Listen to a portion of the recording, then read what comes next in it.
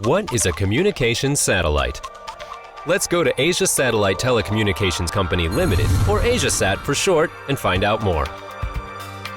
A communications satellite is a man-made machine put into space by a rocket for communications between different locations on Earth.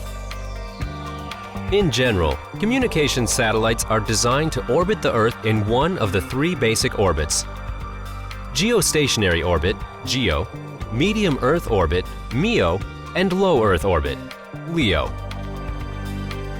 Many communications satellites are of the GEO type. They are positioned over the equator, and they appear to be fixed above one spot on Earth. Among these GEO satellites, AsiaSat's first satellite, AsiaSat-1, was Asia's first commercially owned communications satellite.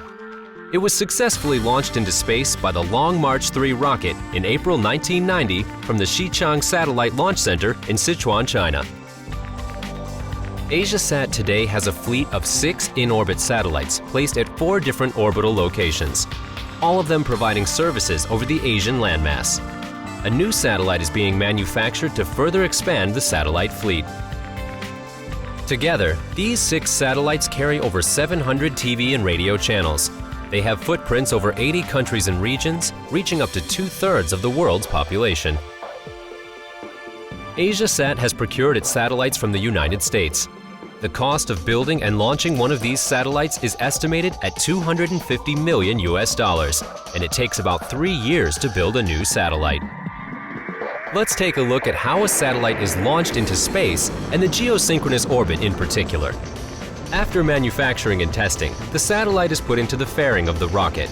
After launch, it will then use the rocket's propulsion force to enter the elliptic-type Hohmann transfer orbit, which takes about 30 minutes.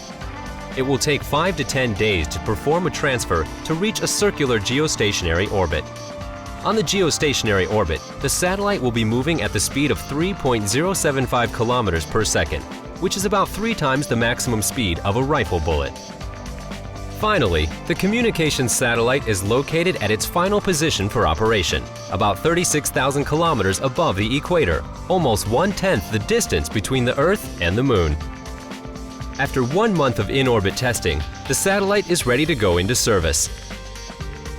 A geostationary satellite only appears to be stationary to us on the surface of the Earth, but is in fact in constant motion because of the gravitational forces in space. Therefore, AsiaSat's satellite control staff need to issue commands from time to time to steer the satellite back to its relative position towards the Earth.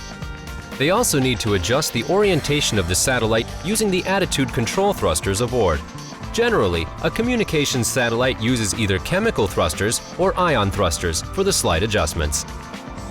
The astrological positions in space will also be used for calibrating the satellite's attitude control to make sure it is pointing correctly towards the Earth.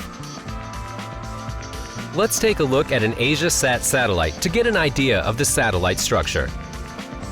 The satellite is equipped with 2 solar panel arrays, and each array contains 4 solar panels. They are always facing the sun, converting sunlight into electricity, providing up to 10,000 watts of power for its operation. These are the large parabolic antennas used for communications with the ground control station.